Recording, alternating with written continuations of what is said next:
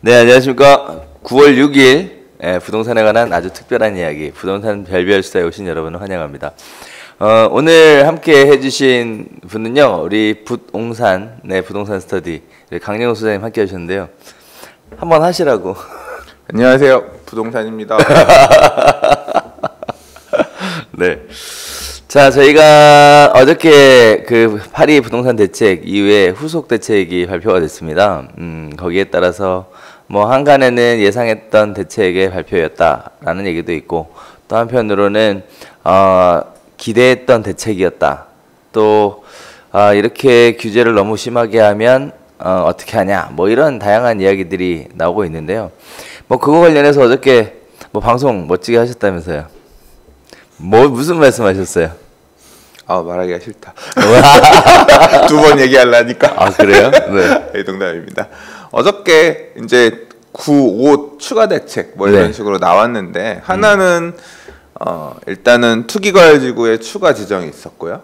예, 그래서 어디가 추가됐죠? 성남 분당이 추가가 됐고요. 그러니까 분당 9가 추가된 거예요. 그러니까 분당 9를 추가했다는 거는 이제 성남의 구시가지 쪽 있는 재개발들을 주로 하고 있는 뭐 수진동 이런 데 있는 그쪽은 빼고요. 밑에 분당 쪽, 이제 분당 9를 했기 때문에 분당 신도시, 판교 신도시가 투기과열지구로 지정됐다고 보면 되고, 그다음 대구 수성이 또 지정됐고요. 그래서 투기과열지구 지정한 게 하나, 그다음 나머지 하나는 파리 대책에서 분양가 상한제 관련해서, 그러니까 분양가 상한제를 정할 수 있도록 하는 어떤 기준 자체가 너무 세서 실질적으로 지금 분양가 상한제 적용 지역들을 못 정하고 있는데, 주택법 시행령 개정을 통해서 좀 더 쉽게 분양가 상한제 적용 지역을 정할 수 있도록 이렇게 주택법 개정한다 그랬는데, 그거 개정안을 9월 8일 날 이제 입법한다고. 그래서 10월부터는 10월 말, 뭐 10월부터는 아무튼 시행할 거다. 그러니까 두 개가 내용이 골자입니다. 그렇죠. 첫 번째는 민간 택지 분양가 상한제 지정 요건을 완화를 해서 분양가 상한제를 쉽게 지정할 수 있도록. 네. 그렇죠. 네. 그다음에 두 번째가 투기과열지구 지정, 그리고 주택시장 집중 모니터링 지역이라는 걸 또 맞아요. 했죠. 네. 그러니까 이 투기과열지구를 지정하기 전에 여기가 좀 집값이 불안한 것 같다라고 하면, 니들도 가격이 불안하면 바로 투기과열지구 지정할 거야라고 계속 집중해서 모니터링하는 지역에 대해서도 언급을 했는데요. 이제 언급한 지역이 보면 공교롭게도 일기 신도시들이에요, 다. 그렇죠. 일기 신도시들이 대부분 다 이제 다음번 투기과열지구가 지정될 수 있는 지역이니, 이걸 언론에 내세운 거는 그거 같아요. 거기 가서 사지 마세요. 사면 투기과열지구 사서 가격 올리면 투기과열지구 또 지정할 거예요. 그러면 다 막히는 거 아시죠? 뭐 이런 식으로 일종의 겁박 또는 뭐 세다 겁박. 그러니까 자꾸 그런 식으로 부동산 가격을 불안하게 할 것 같으면 지정할 거니까 주의하십시오. 가서 사지 마세요.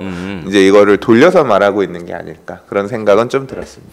그게 조정 대상 지역이라고 있었잖아요. 네. 그거하고 주택시장 집중 모니터링 지역하고 뭐가 다른 거라고 얘기해야 될까요? 조정 대상 지역은 사실 갑툭튀니까 작년에 11.3 대책 때 갑자기 이제 나온 개념이니까. 그 전에 법은 바뀌었었죠. 근데 그때 지역이 지정이 된 거죠. 그래요? 네. 죄송합니다. 잘 몰랐어요. 아니요, 그럴 수 있죠. 참, 조정 대상 지역은 일단 청약제도 분양권 전매를 가이드하는 기준인 거니까. 그리고 이제 결과적으로는 지금은 이제 그 지역의 대출 규제도 같이 이제 강화하는 그런 역할을 지금 하고 있긴 하죠. 네네. 그래서 이제 또 새롭게 또 주택시장 집중 모니터링 지역이라는 거를 정했는데, 이 재밌어요. 인천 연수구, 부평구, 안양 만안구, 동안구, 성남 수정구, 중원구, 고양 일산, 동구, 서구, 그리고 부산 전역. 네, 부산 7개구 뭐 아니에요? 부산 전역 16개구예요. 아 그래요? 네, 네. 부산도 이제 투기가 가지고 지정할 수 있다는 거고. 그렇죠. 아 그리고 또 하나 나온 게 송도가 나왔고요. 말씀하신 것처럼 그 송도 댐 연수가 있고, 그렇죠. 그다음에 수정구, 중원구라고 되어 있는 데가 아까 얘기한 구성남 시가지인데 요번에 그 산성역에 있는 신흥주공 아파트 재건축해서 한 1,800세대, 1,700세대 일반 분양한 데가 있어요.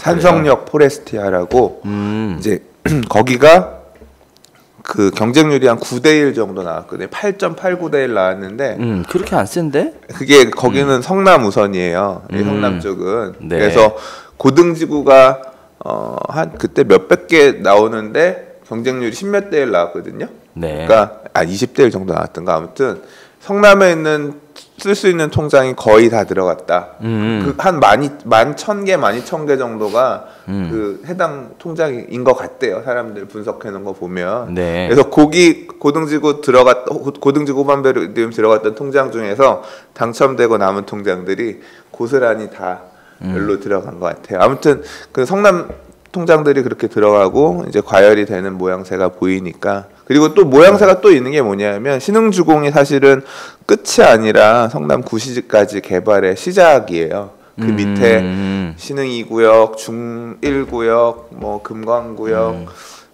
되게 많아요. 그렇죠. 재개발 구역들. 예. 엄청 성남에 구성남에 구성남도 다 굉장히 노후한 주택지들이기 때문에 이제 그 지역에 대한 재개발로 불이 옮겨 붙을 것에 대한 미리 차단하는. 예. 근데 투기가 가지고 지정돼도 이제 성남 쪽은 재개발 방식이고 재건축 방식은 거의 없어서. 그렇죠. 예. 이제 아마 뭐 조합원 지위 변경 금지 규정 이런 거는 적용이 안 될 거고. 아직 지금 지정은 안 됐습니다. 안 됐지만 지정되면 향후에 뭐 LTV나 DTI가 강화되는 그런 정도가 아닐까 싶긴 합니다.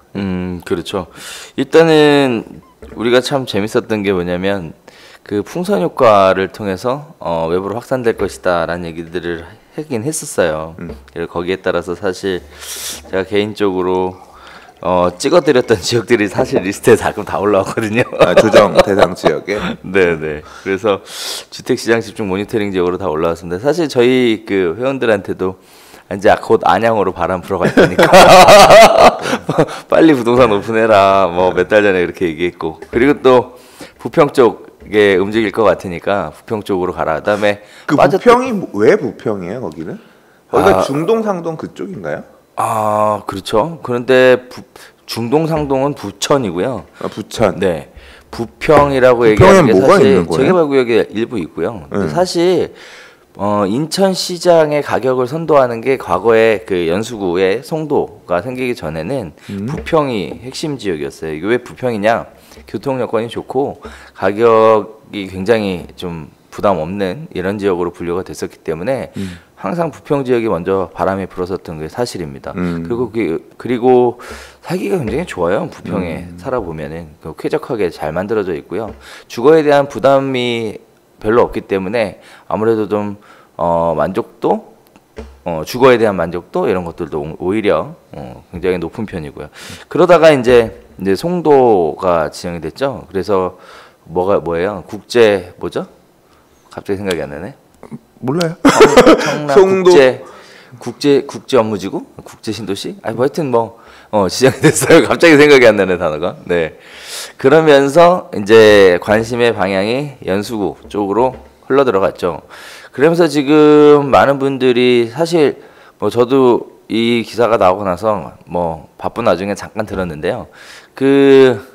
최근에 송도 쪽에 오피스텔 분양하는데 어마어마하게 줄을 섰다고 이런 얘기를 하더라고요. 네. 그 현대 힐스테이트 송도 더 테라스인가 그럴 거예요. 송도 테라스 어쩌고저쩌고 했던 것 같다 진짜. 그게 이제 송도 609, 809 쪽 지금 막 분양하고 개발하고 있는데 그쪽에 이제 위치는 되게 좋아요. 랜드마크 시티역 바로 앞에 지어지는 오피스텔인데 되게 대단지고. 그러니까 송도 얘기 또 송도 안에 다 앞 주택 공급이 30평대 이상이에요. 그렇죠. 20평대가 없거든요. 네. 송도 전체를 봐도 20평대가 거의 공급이 없어요. 없죠. 그래서 이제 오피스텔이 25평형 정도, 그러니까 아파트 25평형 정도 면적 크기로 해서 공급이 되는 거고 또 이제 전매에서 조금 자유롭고 그래서 하니까 이제 좀 몰리기도 했고 또 이제 분양을 촉진하기 위해서 시행사에서 뭐 여러 번 같은 사람이 군을 나눠서 여러 번 청약할 수 있게끔도 했었고 이제 그러면서 이제 줄 서고 피 보고 청약하는 사람들 많이 있었던. 그렇죠. 근데 이제 참 또 의외였던 건 그런 거예요. 일단 주택시장 집중 모니터링 지역으로 해서 인천 연수구가 지정이 됐는데 송도 같은 경우에 지금 투기에 대한 어떤 바람이 심하게 불고 있는 상황임에도 불구하고 투기과열지구로 지정이 안 됐다는 거. 이번에 연수구 들어갔으니까 될 수 있는 거죠. 그렇죠. 네. 아직 안 됐다는 거. 네. 근데 제가 보면 그거 같아요. 그러니까 아파트 많은 지역들을 일단 주시해서 보겠다. 이게 주택은 물건들의 개별성이 너무 많아서 사실 이게 불이 붙는 거에 굉장히 제한적인 반면에 아파트는 막 가격이 올라가거나 하게 되면 시세로서 많이 드러나잖아요. 그리고 불안해서 야 우리 동네 아파트가 평당 2천만 원에서 3천만 원 됐대라고 하면 확 와닿는데 단독주택 같은 경우는 위치에 따른 가격 차이도 되게 차별화되고 해서 그게 좀 와닿기는 조금 덜 하거든요. 아파트만큼은. 사실 전 개인적으로 또 이런 측면 이런 것도 봐요. 왜냐면은 연수가 이렇게 크단 말이에요. 네. 근데 그 중에 송도가 차지하는 비중이 절반이 안 될 거거든요. 예. 그런데 연수구 자체를 투기과열지구로 지정을 해버리면 그거는 다 똑같은 얘기예요. 송도 잡자고 다른 데 잡을 수가 없으니까. 그래서 강남구 서초구도 마찬가지죠. 그 중에서 아파트 있는 동네는 요만큼밖에 없는데. 아니죠. 그게 아니라 다른 지역들은 가격이 안 올랐어요. 다른 지역. 아니 그러니까 강남구도 아파트 중심으로 올라갔으니까 전체를 묶은 거고 뭐 용산구는 아파트 얼마 없어요. 용산구도 주택 투기 지역 지정됐는데 용산구는 아파트가 동부 이촌동, 산천동 원효로 쪽에 일부 뭐 그게 다예요. 공원이 제일 크잖아요, 용산구는. 그렇죠. 그리고 나머지는 다 노후한 열악한 주거 지역들이란 말이에요. 네네. 근데 용산구도 다 투기 지역이잖아요. 그거 다 개발 예정지니까 그렇죠. 개발 예정지 얼마 없어요, 용산구 안에. 왜 그러세요? 다 네. 개발 예정지에다가 무슨 뭐 바람만 불면 뭐 개발 그림도 그리시더만 거기는. 네.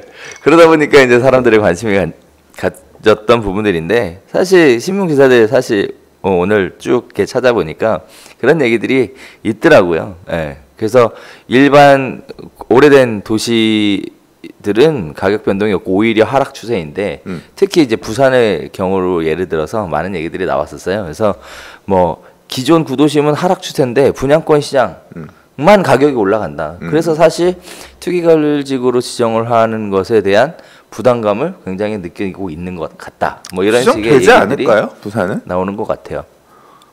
부산이 사실 전 지역이 지정되기는 어려울 것 같고 그러니까 저희가 서울처럼 네. 중심지 뭐 제일 뜨거운 지역들부터 지정되기 시작해서 아마 제가 뭐 지금 일단 지정하는 요건이 있잖아요. 그래서 요건에 맞는 데들이 되면 네. 지정하겠죠. 할 가능성이 있어요. 저희가 개인적으로 굉장히 좀 의아스럽게 봤었던 지역 중에 하나가 부산의 명지국제신도시가 있는 강서구였거든요. 강서구 역시 이번에도 빠졌어요. 지정에 빠지고 그리고 주택시장 집중 모니터링 지역으로 들어간 거죠. 부산시 전역이 지정이 됐으니까 이렇게 해서 빠져나갔어요. 결국은 부산에 남아있는 명지신도시의 마지막 청약까지 무리 없이 진행이 될 거라고 이렇게 예상을 거기 조정 지역인가요? 조정 대상 지역? 그렇죠. 조정 대상 지역이면 조정 대상 지역도 빠졌죠. 거기도 아니에요? 네. 아예 다 빠져버렸죠. 그러다 보니까 이제 그런 부분들에 대한 것들이 거기 분양가가 얼마예요? 조정을 좀 하는 것 같아요. 평당 얼마 나와요? 정확하게 모르겠는데 한 1,500대? 명지 신도시의 분양가가 1,500대나 나와요? 그럴걸요? 네, 그럴 거예요. 그건 아마 정확한 거는 한번 확인해 보셔야 되겠습니다. 1,500대면 네. 한 30평대가 4억 5천 분양가 나온다는 얘기야? 그게 비싼 것 같은데? 비싸다고요? 왜 그러세요? 왜 그래요? 죄송합니다. 저 잘 몰라요 부산 시세를. 예. 아는 척하네. 그래서 벌써 사실 지난주에 제가 부산을 갔다 왔는데 부산 쪽에서 지금 들려오는 시그널 자체는 이제 이러한 부분들이 규제책들이 있고 부산이 앞으로 어느 쪽으로 개발의 방향을 잡을 것이다 라는 얘기들이 지금 계속 흘러나오고 있는데요. 일단 대표적으로 부산의 대표적인 지역이 이제 해운대, 그 다음에 명지국제신도시, 그 다음에 북항 재개발, 그리고 부전역 인근을 중심으로 한 개발, 이런 식으로 4개의 큰 테마와 포인트를 가지고 가는 것 같아요. 그런데 해운대는 지자문으로 지정이 됐고요. 그다음에 명지는 이번에 지정이 안 됐어요. 하지만 지정될 가능성이 높을 거라고 보여지고 있고요. 그렇다 그러면 북항 재개발이랑 부전역 중심으로 한 개발 지역은 앞으로도 지속적인 관심을 갖지 않을까라고 생각을 합니다. 사실 제가 부산에 살아본 적이 없어서 그 지역이 무슨 군지 뭐 이런 건 잘 모르겠어요. 근데 다만 특정 지역을 중심으로 계속 그런 이야기가 나온다라는 것은 눈여겨 봐둘 만한 이야기인 것 같습니다. 거의 비슷해. 뭐가 비슷하냐면 저도 사실 부산에 대한 지역에 대한 이해가 없어요. 뭐 그렇죠. 놀러 가서 가보는 지역들 먹으러 다니면서 가본 지역들 정도가 전부인데 그럼 부산에 대한 정보를 어디서 캐치하냐면 부산에서 분양하는 단지들 가끔 얘기 나오면 그래? 하고 이렇게 한번 보면 그 분양 찌라시 분양의 홈페이지에 보면 북한 개발 모양 이렇게 나오고 그래서 구도심 개발하고 있는 지역들 그거 통해서 이제 그 개발하는 아파트들 분양 나오고 하는 거니까 이제 그렇죠. 보면 아 여기도 이렇게 그래 부산도 오래된 데니까 하지 그 정도 공부했던 내용들이 거의 다른데 아 나도 이거 들었던 얘기인데 보셨구나. 근데 참고로 전 분양 찌라시를 보고 간 건 아니고. 그래요? 네네 알겠습니다. 뭐 그거를 볼 만큼의 그 여유는 없고요. 근데 저는 근데 사실 이거는 저는 분양할 때 이게 그 지역에 대해서 이해를 하고 싶으면 모델하우스 가면 되게 좋아요. 그 상담사들이 되게 잘 설명해주고 그러니까 어느 정도 배경 지식을 공부를 하고 가서 궁금한 부분들 물어보면 이제 분양 상담 하시는 분들 같은 경우는 그 분양을 잘 하기 위해서 조금 좋은 방향으로 되게 학습을 받고 오시는 분들이잖아요. 그러니까 들을 수 있는 답변은 듣고 모르는 답변은 또 다른 쪽에서 찾고 그렇게 해서 보면 그 지역에 대한 이해가 단기간 안에 조금 이렇게 쫙 만들어지는 그런 효과가 있어요. 아 그렇죠. 네. 그래서 자주 돌아보면 좋죠. 시간이 될 때 그렇죠. 네.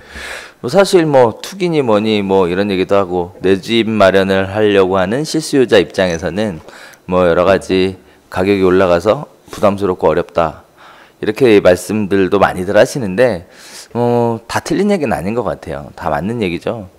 그럼에도 불구하고 어차피 내 집이라는 걸 한번 가져볼 생각이라면 이렇게 모델하우스도 가보시고 그죠? 네, 분야 개발에 대한 어떤 그런 성사진 같은 것도 한번 보시고 이렇게 하는 것도 굉장히 도움이 될 거라고 생각을 합니다.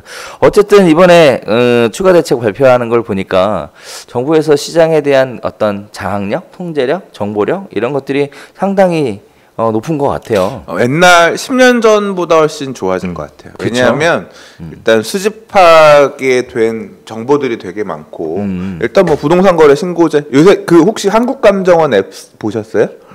그거 어제 뉴스 엊그저께 막 보도자료 나왔는지 뉴스 나와서 그래서 그 앱이 좋다 뭐 그런 식으로 이제 홍보 기사가 나와서 써봤는데 그거 보면 뭐 서울시 부동산 정보 광장 이런 거에 올라온 자료들이 다 들어있어요. 그래서 아파트별로 뭐 월세가 얼마에 계약됐는지 전세가 언제 얼마가 계약됐는지가 다 나와요. 그거만 보면 그러니까 그걸 앱에서 그냥 간단하게 볼 수 있게끔 다 정보를 취합해 놓은 거죠. 그게 가능한 이유는 뭐냐면 정부가 그 자료들을 다 들고 있다는 얘기예요. 그렇죠. 그걸 쏴주는 거거든요. 그런 통계 자료들이 되게 잘 잡히기 때문에 과거처럼 뭐 카더라만으로 움직이지 않고 정부는 그 통계를 바탕으로 어떤 정책을 만들고 효과적으로 제어하기 위해서 좀 선도적으로 움직일 수도 있고 그렇죠. 그렇게 된 것 같아요. 지난 10년간 그 기술의 발전이 굉장히 그 획기적인 사실상 획기적인 발전이라고 하는 건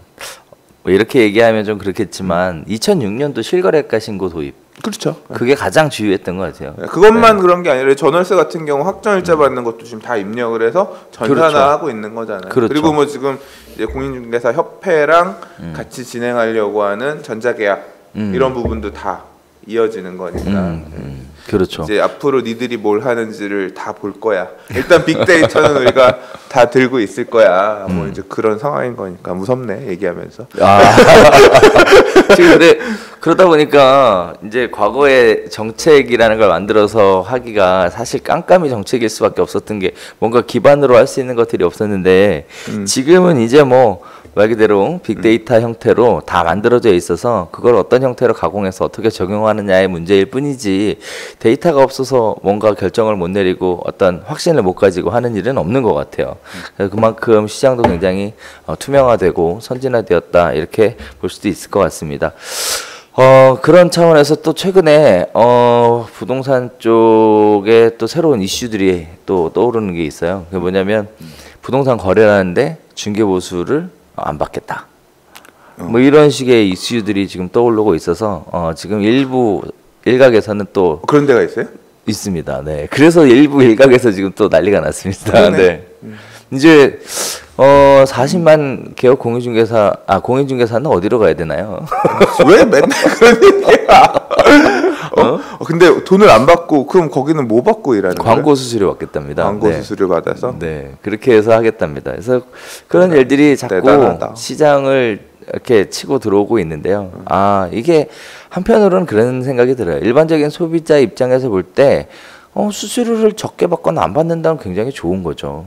그리고 당연히 그렇게 해야 한다라고 얘기하시는 분들도 있어요. 저도 그 얘기에 대해서 틀리다고 생각하지 않습니다. 저 역시도 뭔가 할 때 가격이라는 걸 비교해서 나에게 가장 유리한 선택이라는 걸 하잖아요. 그래서 그거 나쁘지는 않다라고 생각을 해요.